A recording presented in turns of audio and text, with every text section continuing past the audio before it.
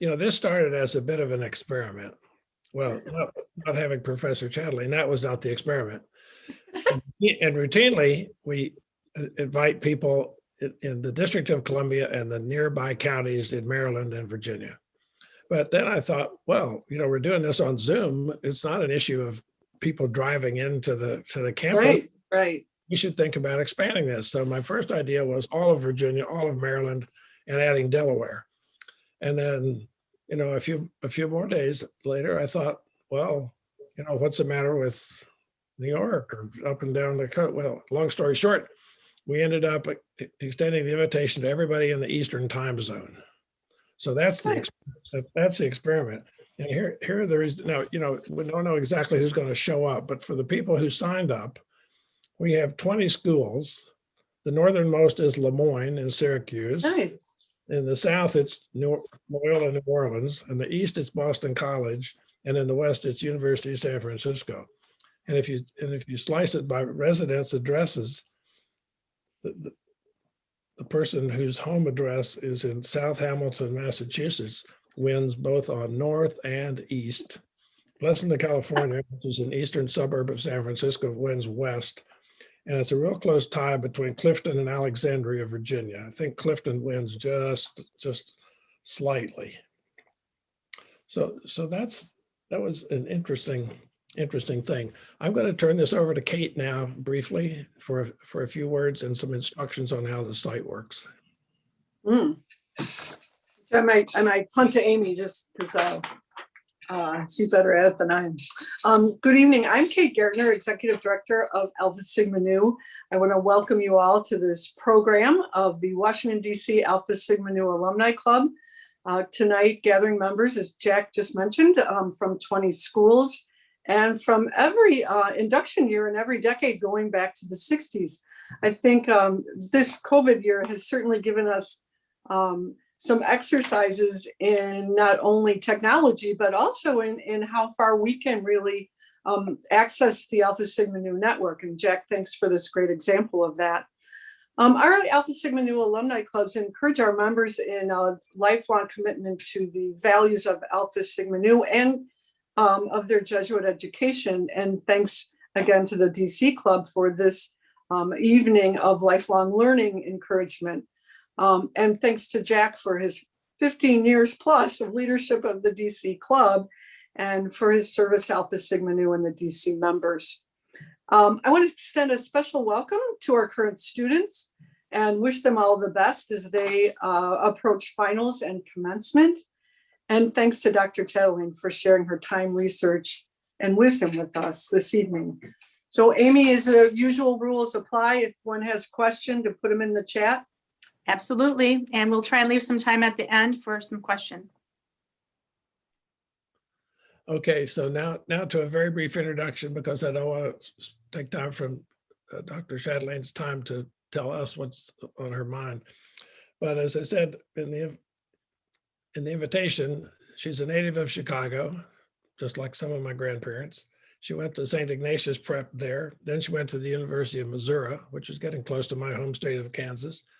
Then she got a master's and PhD at Brown, taught at the University of Oklahoma, and then has been at Georgetown since 2011.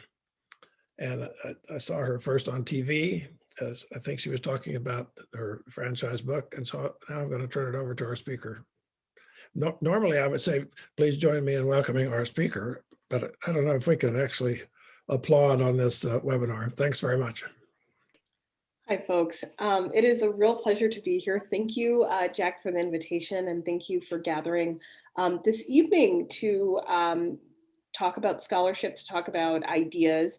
I was very honored to be the faculty honoree of the Alpha Sigma Nu chapter at Georgetown University. And I have to say that in many ways, this research project is very reflective of the intellectual growth and the intellectual community that I built at Georgetown.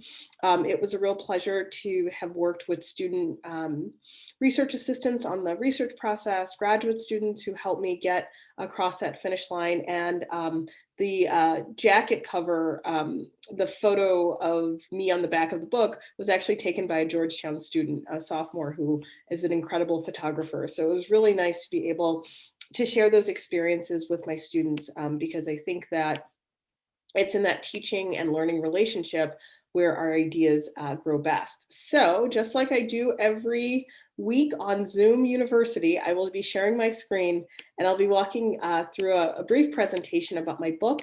And then I'd really love to open up the conversation about some of the topics I'm going to explore today. When you write a book about McDonald's, the best thing about it is that most, if not all, people have an idea about it. Only, I've had 2 experiences where I've done book lectures where where 2 people had said they had never eaten at a McDonald's in their entire life. And they were, I think in their 20s or 30s, and they said that their parents were vegan chefs or nutritionists and they never went to McDonald's. And so that was pretty surprising to me. So if you have never eaten at a McDonald's, please make yourself known during the Q&A, and I have all sorts of questions for you.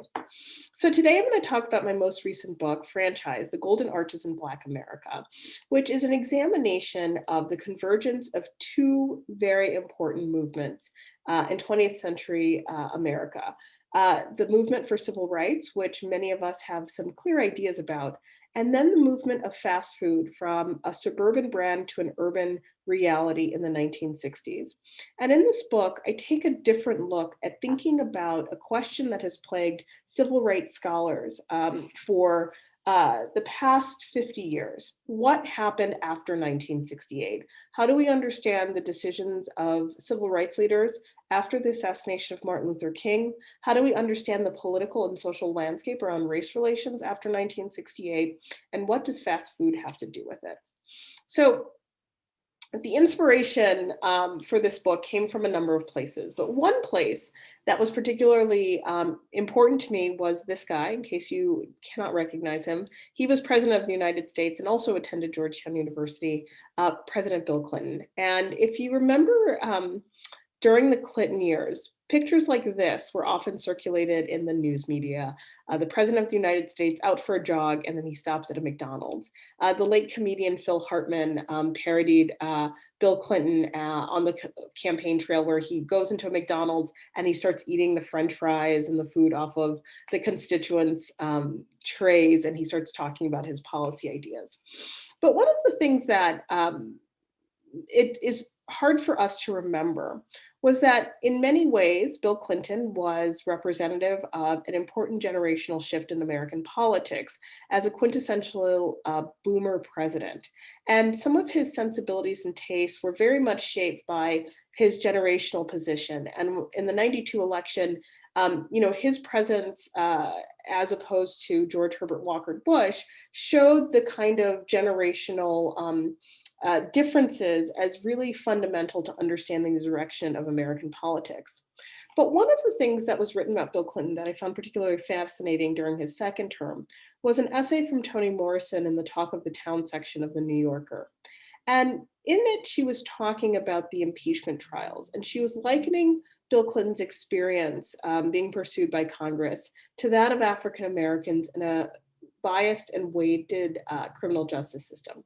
And she writes in this essay, in which she describes Bill Clinton as the first Black president, a quote that's often repeated after the election of the actual first Black president, Barack Obama. Very few people actually return to the source in which she wrote, but one of the things that she does is she says, after all, Clinton displays almost every trope of Blackness: single-parent household, born poor, working class, saxophone playing, McDonald's, and junk food loving boy from Arkansas. I find this quote really fascinating because we know that McDonald's is consumed all over the world. But what does it mean for a quotidian product like McDonald's to mean something about race when it's consumed and understood in particular communities? And so I wanted to set out to understand, of all of the ways that Toni Morrison could have engaged in the racialization and the stereotyping of Bill Clinton, fast food was one of the aspects that she enumerated. And so in my research, I was trying to think about, how does fast food become Black in American history? And I was thinking about moments like this as I started the research for this book in Ferguson, Missouri in 2014, in which a McDonald's restaurant on Florissant Avenue in Ferguson, Missouri became in many ways the gathering place of many nights of chaos and many nights of conflict between the police and protesters and news media.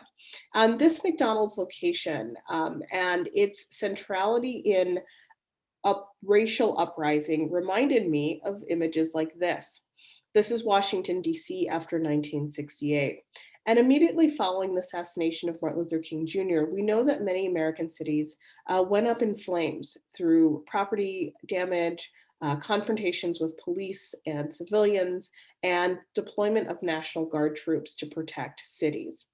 But what does Ferguson in 2014 and Washington, D.C. in 1968, what do they have in common? Well, this was a critical moment in the history of McDonald's because it was one of the first times that McDonald's started to look at the African-American market as a potential source of not only revenue, but also a means of responding to the era's critiques that one of the reasons why racial unrest was so prevalent throughout the 1960s was that there was a lack of access to capital and there was a lack of access to Black-owned businesses in predominantly African-American communities. These calls for more Black-owned businesses led to the entry of many fast food restaurants, with McDonald's taking the lead to start to recruit African-Americans as franchisees of their units. And it deployed a kind of strategy that I argue was the beginning of the origins of what we identify today as some of the nutritional disparities and health disparities between African Americans and their white counterparts. So before I go into McDonald's, in case no one in the audience owns their own franchise, a few things about franchising in the United States. The way I describe franchising in the book is that it's as if you're in a family in which the parents set all the rules, but the kids earn all the money. Franchising is an agreement between a franchisor and a franchisee to operate a business based on the standards that the franchisor has outlined. There are currently 250,000 fast food restaurants in the United States and about 760,000 franchise businesses broadly defined. So if you've ever stayed at a Hampton Inn, if you've ever had your muffler changed at a Midas, if you've ever used kinder care, daycare centers, you are actually soliciting a franchise. But most of us understand franchising as exclusive to the fast food industry, even though it's not. So how does this story unfold? How do we get to the intersections of civil rights and fast food franchising? Well, the first chapter of the book looks at the relationship between the fast food, the rise of fast food at mid-century and the rise of the civil rights struggle at mid-century. And one of the things I think it's important to note is that the origins and the infrastructure that allows the fast food industry to grow in the post-World War II era was predicated on a number of institutions that actively participated in racial discrimination and racial segregation. If you think about the McDonald's brothers creating McDonald's to serve bedroom communities in San Bernardino, then you also have to consider the ways that racial discrimination formed a lot of the American suburbs where McDonald's would flourish. If you consider the car culture that fast food drive-ins celebrated at mid-century, then you also have to think about the exclusion of Black workers from the auto industry or the exclusion of Black workers from unions or the ways that Black workers were discriminated in industries, including the automotive industry.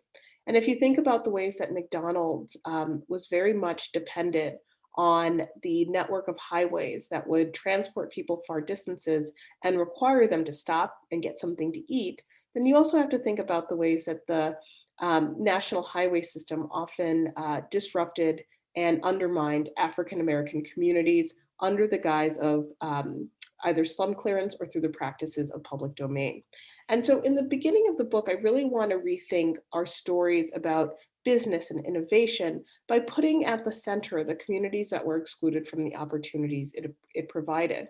Additionally, part of my research, I discovered that McDonald's was actually the target of anti-segregation protests by groups like the Student Nonviolent Coordinating Committee and the NAACP throughout the 1960s. But strangely, when we remember the era of segregation in the United States, we often think about brands that are no longer with us, like Woolworth's Drugs or Katz's Drugs. But McDonald's was actually a significant target in the South of protesters who wanted to end the discriminatory practices of McDonald's. And so in exploring the ways that McDonald's kind of hovered at the edge of this growing movement against segregation, I help readers understand why the entry of McDonald's into African-American communities was so significant. Chapter 2 of the book, Burgers in the Age of Black Capitalism, looks at the initial effort on the part of McDonald's to recruit African-American franchise owners to locations that had either been vulnerable to animus from the local community during uprisings, or franchises that were owned by white franchise owners who no longer wanted to do business in Black communities.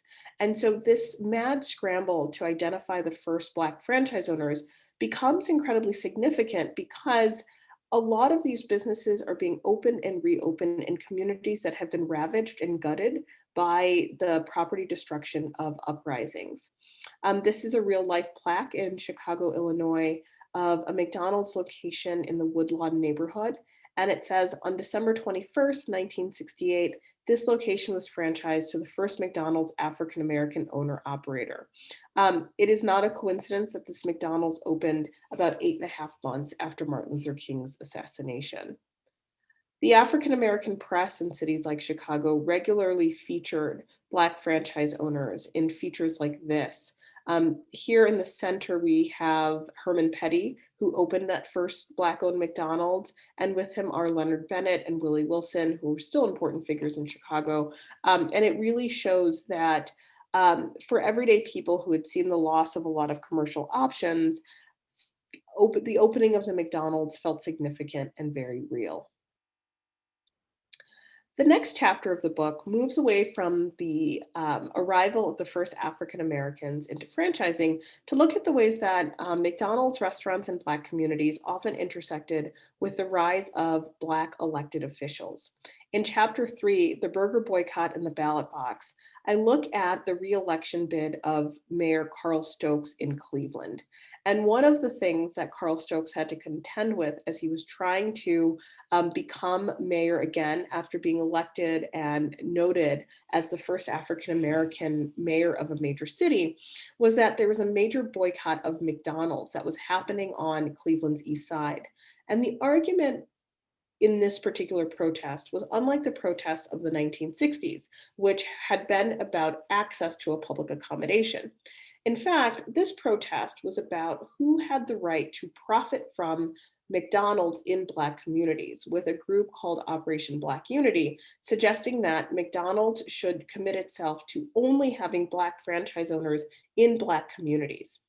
Operation Black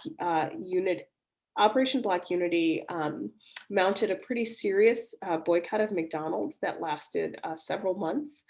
This is probably the most dramatic story in my book. It involves an unsolved murder. It involves a potential flight to Guyana to form a cult years before the Jonestown tragedy. And it also involves a question that a local community is asking about what kind of presence McDonald's will be in Black communities. And McDonald's, in turn, trying to very much control the ways that it's being pushed to participate in local philanthropies, local charities, and even being pushed to create an investment model where members of the community could pay $5 each and buy a share into a local franchise. And so you start to see these different confrontations between McDonald's and African-American communities throughout the late 60s and early 1970s that I think are really fascinating because they really do demonstrate a moment in which a market is being cultivated, but a market is also resistant to the advertising and the various messages from a major corporation. One of the things that I think is important for us to note when we look at how overwhelmed and excited and engaged people got over the issue of McDonald's is that for African Americans, for instance, in 1974, they had only enjoyed a decade of federal protections to be in a public accommodation. And so while we think of McDonald's as nothing particularly special or nothing particularly rare today, this is a moment in time in which people are still learning what McDonald's is, and in which the African American consumer market had been long ignored by mainstream brands. Chapter 4 continues to look at local histories of African American response to McDonald's. And this chapter focuses briefly on Portland. And in Portland, Oregon, in the Albina neighborhood, which is predominantly African American, there was a conflict between McDonald's and the local chapter of the Black Panther Party for Self-Defense, which had asked a local McDonald's franchisee for assistance in provisioning the free breakfast program for children. And there a conflict erupts between how much McDonald's franchise owners and McDonald's corporate what am I trying to say? McDonald's corporate as well, what their responsibilities were to Black community projects. And so I look at examples in Portland, as well as Philadelphia, in which African American communities are actively organizing against McDonald's, not on the basis of being anti-fast food, but questioning whether or not McDonald's has too much power and whether or not local city officials are conceding to McDonald's power by allowing them to open in a number of places. The other kind of interesting ways in which people are trying to resist the impact of McDonald's is that African American celebrities get in on the franchising frenzy of the 1970s. And so you have folks like Muhammad Ali creating his own brand called Champ Burger as a way to challenge the supremacy of McDonald's. Mahalia Jackson, the famed gospel singer, creates a brand called Mahalia's Glory Fried Chicken. And all of these attempts at what I call bending the golden arches are all people suggesting that there are more authentic ways to support Black communities, there are more authentic ways to buy Black, and there are more authentic ways to use the marketplace as a way to consolidate economic power in order to leverage the power of civil rights. Chapter 5 in the book really looks at the cultural work of McDonald's engagement with African American communities through an analysis of the advertising that was commissioned by Burrell Communications as part of an effort on the part of the National Black McDonald's Operators Association to create advertising content that resonated with the audiences in which they served. Additionally, I discovered that McDonald's was a very early adopter of corporate celebrations of the Martin Luther King Jr. holiday, which was an incredibly controversial holiday when it passed in November of 1983 as a federal holiday. It was a very big deal that McDonald's lent its credibility and its size to normalizing the celebration of the King holiday. Additionally, underwriting of Black cultural forms like gospel music, double Dutch, as well as the creation of the All-American Basketball League was incredibly important for McDonald's, not only in its marketing or outreach to African Americans, but one of the things I argue is that when we think about public health interventions that try to reduce the consumption of fast food, I think that we have to keep in mind that McDonald's in particular communities, especially communities made vulnerable and made constrained in its choices because of racism and because of a lack of access to capital as well as public resources, that people will have different relationships to fast food. And so one of the things that I think is important to note is that McDonald's has very effectively created these cultural outlets that it sponsors as a way to create that market's sense of belonging and association with the brand. The last two chapters look at the 80s and the 1990s, and I look at a particular moment in 1983 in which an African American franchise owner sues McDonald's on the basis of racial discrimination, arguing that McDonald's limits his ability to expand his franchise empire outside of inner city Los Angeles. And as this conflict is kind of being bandied about in the press, what emerges is a series of negotiations between McDonald's and African-American franchise organizations that are mediated by groups like Jesse Jackson's Operation Push. Jesse Jackson is pictured here in the front row. And if you look right behind him, you'll see the Reverend Al Sharpton, who was head of the time of the National Action Network. And so these conflicts about how much opportunity McDonald's is actually providing African Americans are often mediated by civil rights organizations that will then receive donations from McDonald's, as well as different opportunities to leverage their influence. But one of the things that I find really striking about these conflicts is that it never fully addresses the initial claim of discrimination, but it makes a series of commitments to open more minority-owned franchises, employ more minorities in the corporate structure, and then it sets about to create a series of contracts with Black-owned banks to create deposits, Black-owned insurance companies, Black-owned advertising firms, but it never gets to the heart of the question if whether or not McDonald's is actually actively discriminating against African Americans who are seeking to build their fortunes within the franchise system. And the final chapter, The Miracle of the Golden Arches, is looking at a statement made in 1992 by then McDonald's CEO Ed Renzi, in which he argued that during the Los Angeles uprising, McDonald's was untouched by the anger and the property destruction of people who took to the streets after 4 police officers were acquitted in the beating of Rodney King. And one of the things I found very curious about the statement was that Renzi attributed the kind of restraint that people had towards McDonald's because of McDonald's socially progressive actions that started in the 1960s. And while I think that this claim, for a lot of reasons, is hard to substantiate, I think the fact that the confidence in which McDonald's suggested that they had been engaged in a quarter century of racially progressive politics shows the ways that the fast food industry grafted itself into a narrative of civil rights and became convincing in a sense because that anecdote is often cited in business books and in lectures about the virtues of corporate social responsibility. And so as I conclude the formal presentation and open and invite folks to ask questions and to comment, I want us to think a little bit about how we understand fast food in a larger structure of social, economic, and racial justice. That many of our conversations about fast food are predicated on concerns about health. And here is the former First Lady exercising with some young people at the White House. Or we think about it in terms of the fight for a living wage, in which the fast food industry is often seen as indicative of the ways that the industry exploits and starves working people. But I want us to think also about the necessity of history in understanding these complex set of relationships.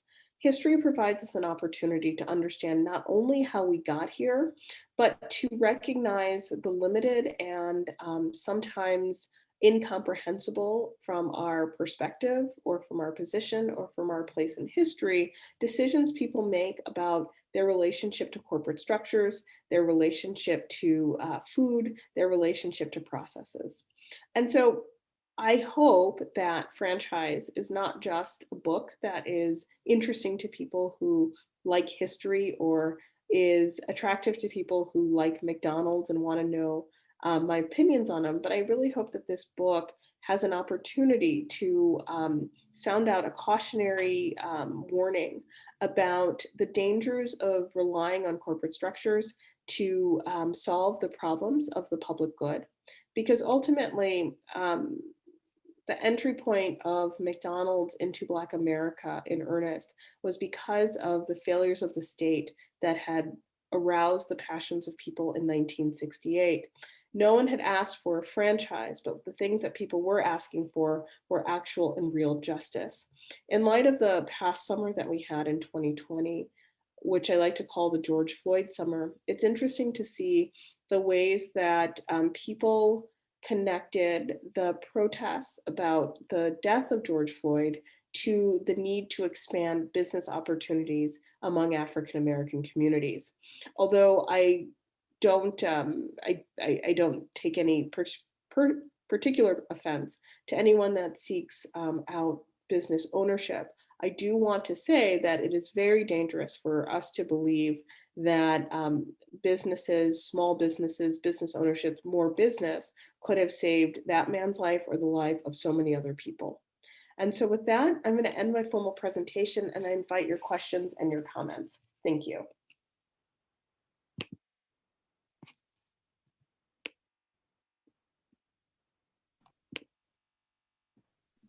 Okay, let's try that again with the microphone on. Thank you very much. Now, my understanding is that listeners who have questions, I see one question over in the Q&A. So, Amy. Yep. Marcia, I don't know if you see that, but Bill Buckley, who is actually an alumni club president in New York City, he's asking, have you heard from McDonald's since you've published this book, and what's their reaction? So McDonald's is so strange. So when the new CEO, Chris Kempinski, unpacked his office, I think it was last year, he had taken a picture and posted on social media. He had a picture of franchise on his bookshelf, and I thought, I don't think he's read this book. And so I hadn't heard anything else about it, but he had a picture of franchise on his bookcase. And then shortly thereafter, I did an interview for Business Insider's podcast called Brought to You By, where we talked about McDonald's. And McDonald's issued a statement that said that my book was an inaccurate portrayal of their commitment to diversity. McDonald's does not have to like my book, but they really shouldn't call it inaccurate because they, more than anyone else, should know that they should not say falsehoods about people's work. So that is my position on McDonald's. With that being said, when I was touring the book, and still occasionally, I do hear from a lot of African Americans who were in franchising with McDonald's or who were in supplier relationships, and they have very much applauded the book. And they said that the things that I write about in terms of the claims of racial discrimination, in terms of the barriers to access, that I'm just scratching the surface. In 2020, there was a lawsuit of more than 50 former African-American franchisees who were making some of the same claims that folks were making in the 1970s. Some of these early cases about the practices that they liken to residential redlining, in which people are not able to get access to other franchise locations outside of a very specific set of neighborhoods and communities. So if you look at data over time, does that tell you anything? I'm thinking about McDonald's franchisees numbers, initially mostly white owned, and then not totally. Do those numbers grow in what you might consider a satisfactory pattern, or do they grow and then kind of plateau while the rest of the totals continuing to grow as it seems like you can't drive across the country if you go 30 miles and you haven't seen a McDonald's. You're really out in the wilderness someplace. So the numbers are one of the arguments that's made in the lawsuit about of the 50 plus franchise owners. They argue that at its kind of height, there may have been like close to 300, and that over the past 2 decades, that number has fallen significantly. And they say that one of the reasons why those numbers have fallen is because African-American franchise owners tend to do business in neighborhoods that are more expensive to do business. They don't have access to locations where they can have higher profit margins, because under franchising, you really do absorb most of the liability of the business. And so you are responsible for local taxes, you're responsible for security costs, insurance costs, these types of things. And so that numbers issue becomes really, really important for the lawsuits in trying to argue that there's evidence of practices that disenfranchise African Americans from franchising. I see another question. I have it here in front of me. Collins is asking, in your research, were you able to find anything about fast food and its impact in the Black communities? Well, one of the things that I was most interested in is the various ways that McDonald's particularly does things other than allow people to, it does something other than feed people. So one of the things that I'm always concerned about is what are the non-food ways that McDonald's communicates to Black communities. And so one of the things I discovered was McDonald's makes a very big deal about being in the 1970s and 80s, they make a really big deal about saying that they're the greatest employer of Black youth. They spend a lot of time talking about their contributions to United Negro College Fund. And so one of the things that I think happens as a result of all of this kind of front loading the philanthropy piece is that it makes it really hard for people to dislike the brand.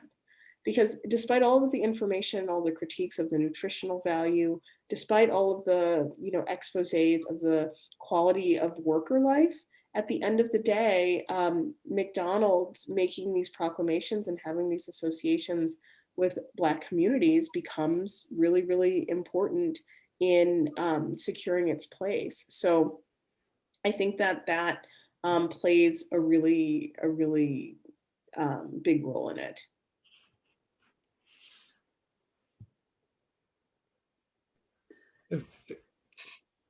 If the I question, was curious Go ahead. about, thanks, Jack. I was curious about, early on, what drives McDonald's? Is it more PR trying to, make sure that they're seen as a good corporate citizen? Or is it interest in new franchises for profit? Or is it somewhere like kind of all together in the middle?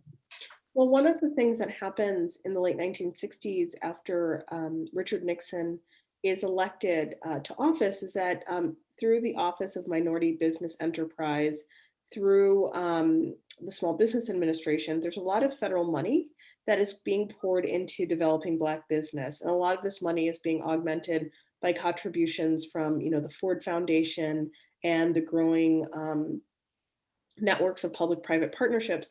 So there is a political kind of move in which the Nixon administration is supporting Black capitalism, as it calls it, as many people call it. But one of the things that's really deceiving about this is that at the same time that Nixon is really undermining civil rights goals and civil rights victories, and he's not moving on fair housing, and he does not want to do anything really about schools, and he is deploying the FBI to destabilize Black civil rights organizations. He's also saying, I'm all about Black business and Black capitalism, because it doesn't contest the idea of hyper-segregation, right? So Black businesses and Black communities rely on Black people all living in the same kind of proximity to each other. And so there's a way that Black capitalism becomes very strange because it is linking together people on the ideological left and right and towards this idea that if enough investment is done in business, then it will uplift Black communities. But we know that small business does not have the capacity to do the kind of jobs guarantee, the kind of infrastructure that communities at this period of time so desperately needed. And I would argue that we continue to see that problem today, that the emphasis on the opening of small business really obscures the reality of what small business can do.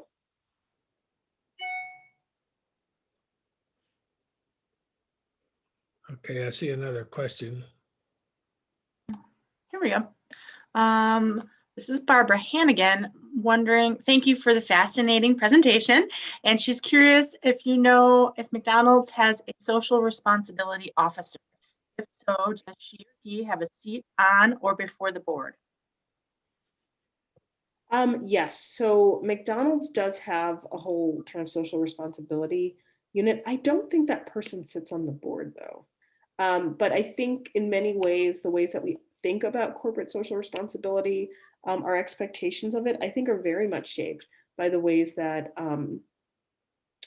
McDonald's kind of set that standard. Even in the early days, when Ray Kroc had taken over McDonald's from the McDonald's brothers, and they created the expectations for a McDonald's franchisee, that person, was expected to be a member of the community, be in the restaurants as much as possible, and to contribute to local charities.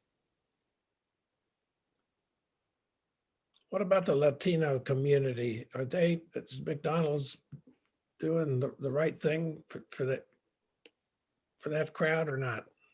I don't know if I would say McDonald's is ever doing the right thing for anyone, but McDonald's. But I will say this, that a lot of the same kinds of interventions that were done in African American communities were then done with other communities of color in terms of recruitment of franchisees, culturally relevant advertising and materials to kind of target that audience.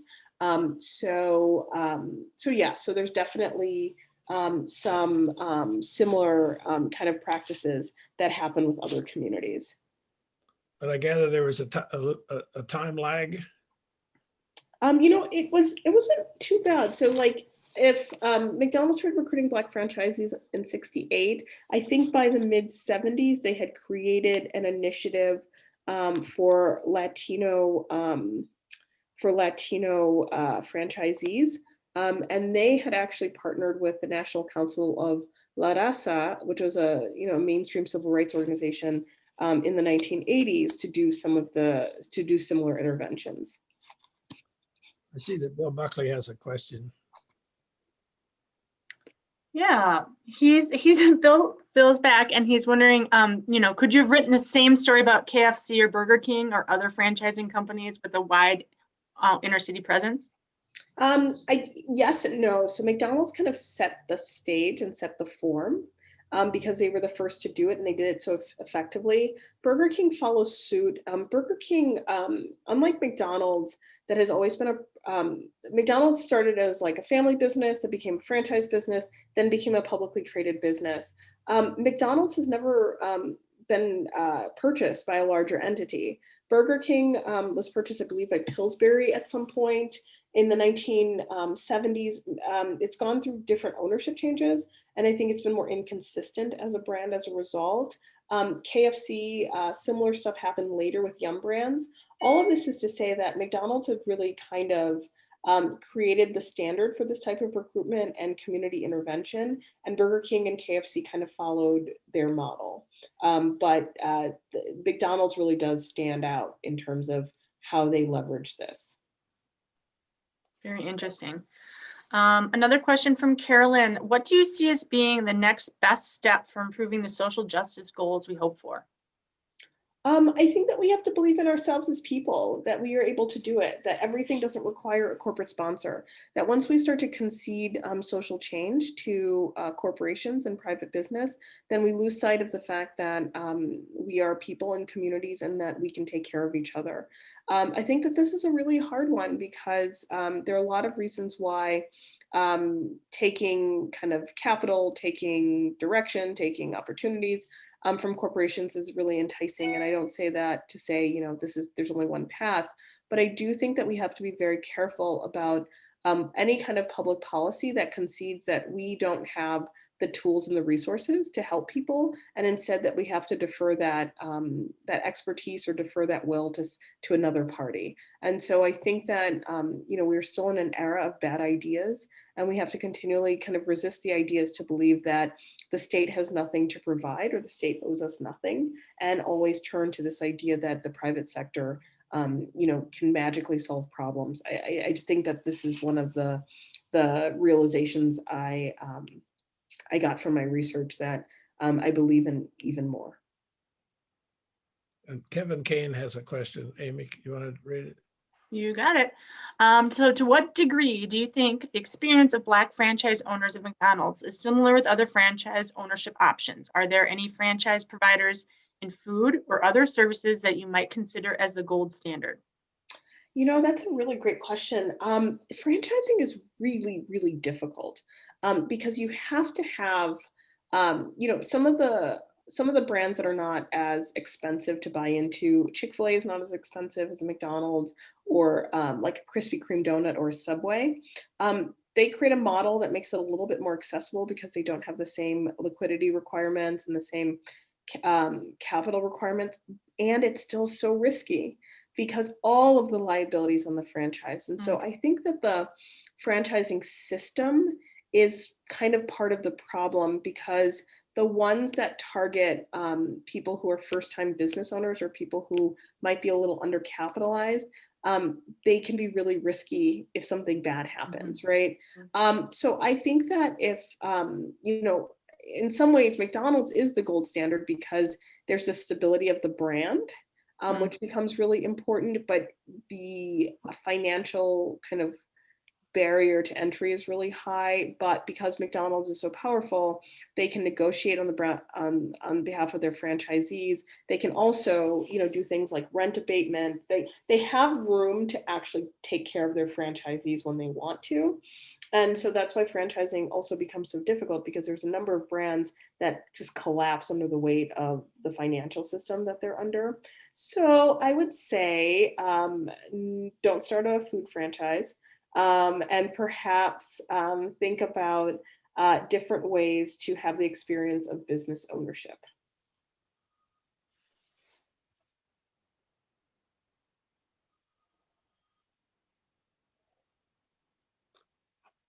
I don't want to get us off of the off of franchise, but if you were writing that franchise again today, would it tell a different story, or do you think it would be pretty much the same? Well, the book came out in paperback a year later, and I had to write a new forward. And in it, I talk about the George Floyd summer.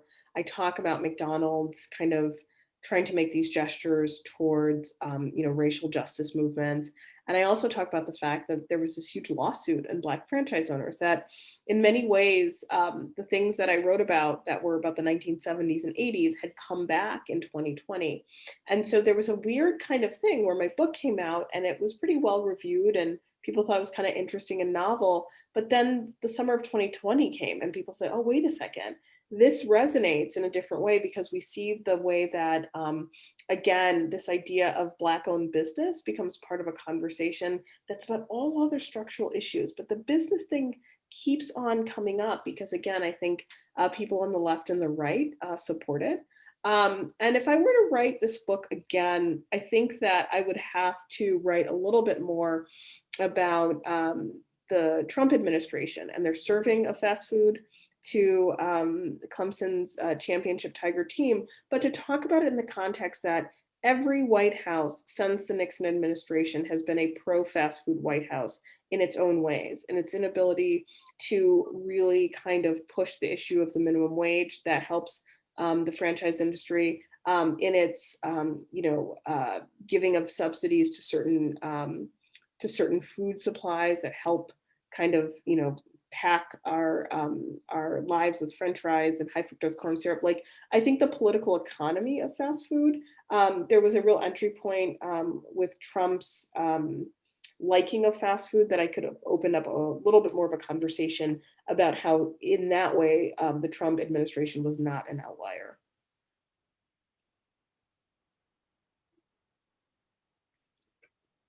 And dare I ask what the next book is likely to be about? Oh, that's a great question. So 3 weeks ago, I adopted, my husband and I got a phone call and we adopted a baby boy. So I now have a 3-week-old son, and I'm learning how to do this with a child. So before I could go to an archive, I could write books very quickly. This is going to be a little bit slower, but I think that my next book will be a group biography of Jesse Jackson and Jim Brown, because one of the things that I don't make a big deal about in my book, but these two men are in kind of every moment in which I talk about in the post-King years, in which various people who are aligned with the civil rights movement, either in formal ways or ideological ways, they are trying to chart out what the next kind of move in Black politics will be. And Jesse Jackson becomes very invested and the kind of corporate negotiations that I talk about in the book, and I write about him. And Jim Brown is actually the last person that you see in the book, because he is at the opening of a kind of fast food restaurant that's supposed to be part of a larger economic development plan. And this is the way that he kind of leverages himself in the public sphere after his football career ends. And so I'm trying to think about how people understand the death of Martin Luther King Jr. by thinking about what happens after his death in this strange kind of vacuum where everyone's trying to say, well, who's going to be his heir apparent? Who's going to be the one who takes up the mantle? And, you know, you could say in some ways it was John Lewis, but I think with John Lewis's death, John Lewis is probably the purest manifestation of King's deep desire for the world. But the reality is that I think that it wasn't John Lewis in the sense that the direction of Black politics after '68 was about corporate negotiation, was about business, was about Hollywood, right? And so I'm trying to grapple with this idea of how people in the moment talked about it. When you read the coverage between '68 and '70, you know, like every guy who gives a speech could be King's successor, right? But no one ever really does it. But these two men start to kind of think about playing a strategic political game that I think is far more influential than we can acknowledge. I just have to get my kid to sleep through the night first. Amy, Patrick has a question. Right. Okay. So maybe the last question. We'll see how much time we have. So let's say a local state government wants to launch a Black and Indigenous persons of color business development initiative. Should franchises be eligible, or is their social justice history disqualifying? That's a really, I've never gotten that question. I don't know if their history should disqualify them, but their business structure could be the thing that's disqualifying because of the incredible pressure put on franchisees. Small business is hard, full stop, right? Small business is hard. But the structure of some franchise agreements, which has been an issue for a number of people, Senator Catherine Matos Sanchez from Nevada just published a report, and I was able to talk to some of her legislative assistants about this, about predatory practices in franchising. And it's not just fast food, it's, you know, maid services, it's tax preparation services, it's every type of kind of service sector franchise, not like, you know, car dealerships, which is a very kind of high yield one, but these different businesses that are supposed to be about working class and everyday people. This is where you get a lot of these financial structures that are really, really dangerous.